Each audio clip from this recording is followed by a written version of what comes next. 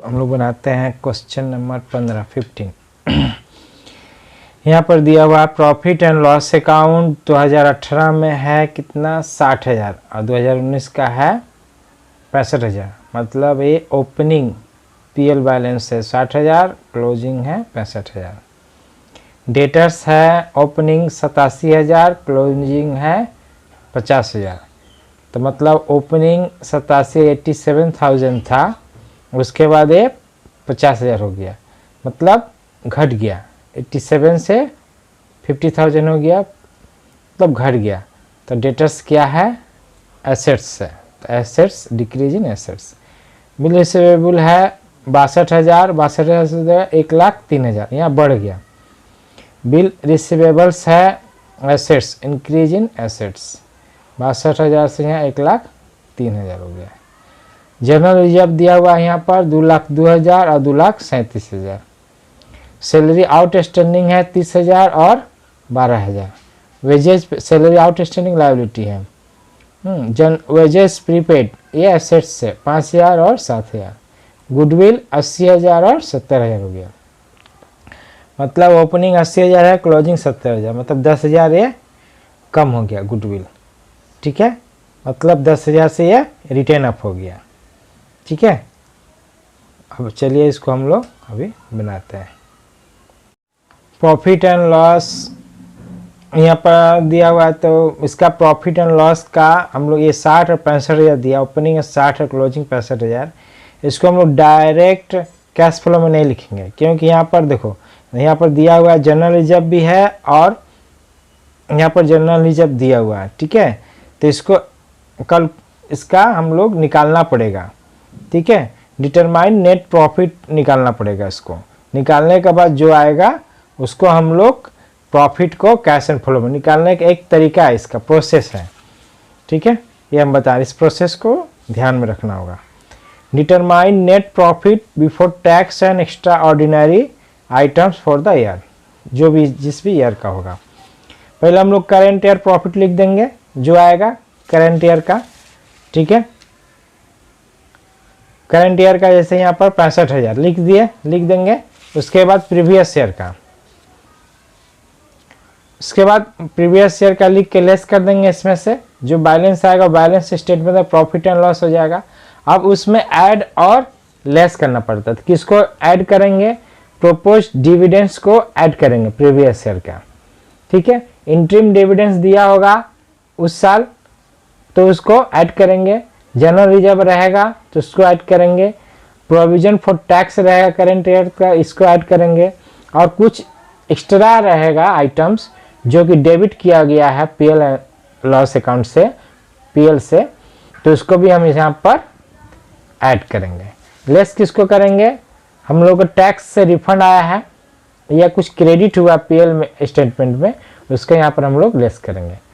तो करने के बाद जो आएगा वो net profit before tax and extra ordinary item, इसको हम लोग कैश फ्लो में लेंगे। इस परफॉर्मा के हिसाब से हम लोग बनाएंगे। ठीक है, आइए इसको हम लोग बनाते हैं। Calculation for net profit working notes 1। Calculation for net profit before tax and extra ordinary item. Profit and loss account balance at the end of the year 65,000 दिया हुआ है। ठीक है, 65,000 दिया हुआ है, यहाँ पे इसको लिख दिए। और ओपनिंग दिया हुआ है 60,000, ओपनिंग 60,000 माइनस कर दिए, कितना है हम लोग का 5,000।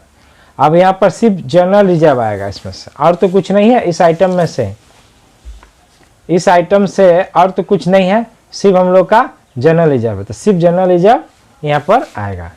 ठीक है, ऐड में जनरल रिजर्व कितना है 2,02,000 ओपनिंग और क्लोजिंग 2,37,000। तो add transfer to general reserve, क्योंकि ये जनरल रिजर्व है, प्रॉफिट से ही ना माइनस करके जनरल रिजर्व में जाता है, इसीलिए इसको यहाँ पर ऐड करेंगे, प्रॉफिट से काटा हुआ है। ठीक है, तो 2,37,000 माइनस 2,02,000 कितना आया 35,000। आप 5,000 ऐड कर दें, कितना आ जाएगा 40,000। Net profit before tax and extra ordinary item कितना हो जाएगा हम लोग का 40,000। इस 40,000 को अब हम लोग इसमें बनाएंगे।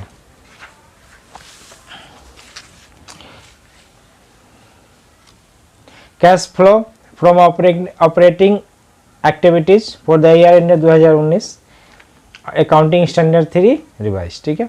Net profit before tax and extra ordinary item working note 1 से 40,000 आया था, हम लोग निकाले थे।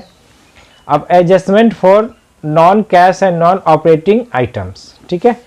यहाँ पर ऐड और लेस करेंगे, एक्सपेंसेस लॉसेस को ऐड करेंगे और इनकम और गेन्स को लेस करेंगे। तो एक्सपेंसेस एंड लॉसेस में, एक्सपेंसेस में कितना आएगा, गुडविल हम लोग का यहाँ पर रिटर्न ऑफ हो रहा है, ठीक है। 80 था, अब 70,000 हुआ, तो 10,000 से रिटर्न ऑफ हो रहा है, ठीक है। तो 10,000 यहाँ पर ऐड हो जाएगा, ठीक है। और इनकम एंड गेन में कुछ नहीं है, नील। तो 40 से 10 कितना हो गया, 50,000। तो हम लोग का क्या आ गया, operating profit before working capital changes, ठीक है। अब यहाँ पर क्या करेंगे, लायबिलिटी और एसेट्स को लिखेंगे। Add increase in current liability, decrease in current assets, less क्या हो जाएगा, decrease in current liability, increase in current assets, ठीक है। तो डेटर्स को देखते हैं, डेटर 87,000 से तो 50,000 हो गया, तो कितना हो गया, decrease in current assets, decrease in current assets debtor कितना, 37,000 लिख दिए, 37,000 लिख दिए, ऐड कर दिए, कितना हो गया, 87,000, ठीक है। उसके बाद क्या, बिल्स रिसीवेबल, बिल्स रिसीवेबल कितना है, 62,000 और 1,03,000। तो यहाँ पर 62,000 से 1,03,000 हो गया, तो increase in assets, increase in assets हो जाएगा ना। तो बिल्स इंक्रीज इन एसेट्स में लिखेंगे, बिल्स रिसीवेबल्स को कितना से बढ़ा है, 41,000 से, ये लेस में आएगा। इंक्रीज इन करंट एसेट्स कहाँ पर आएगा, लेस में, बिल रिसीवेबल बढ़ रहा है, ठीक है। सैलरी आउटस्टैंडिंग 30 था, 12,000 हो गया, तो ये लायबिलिटी है, लायबिलिटी मेरा घट गया। डिक्रीज इन करंट लायबिलिटी, ये कहाँ आता है, देखते हैं, डिक्रीज इन करंट लायबिलिटी भी लेस में आएगा, ठीक है। सैलरी आउटस्टैंडिंग 30,000 माइनस 12,000 कितना हो गया, 18,000। Wages pays, wages prepaid, sorry wages prepaid, ये मेरा एसेट्स हो गया, प्रीपेड कर रहे हैं, एडवांस में पे कर रहे हैं, कितना, 5,000 था, अब वो 7,000, तो एसेट्स, तो 5 से 7 इंक्रीज हो गया, तो इंक्रीज इन करेंट एसेट्स, तो इंक्रीज इन करेंट एसेट्स कहाँ पर है, increase in current assets less में है, तो लेस में लिख देंगे वेजेज प्रीपेड 7 माइनस 5,000, 2,000 आएगा, तो कितना हो गया, 61,000 माइनस होगा, तो 61,000 माइनस कर देंगे, तो 87,000, 61,000 माइनस कितना आएगा, 26,000। तो net cash flow from operating activity कितना आ जाएगा, 26,000, 26,000, ठीक है।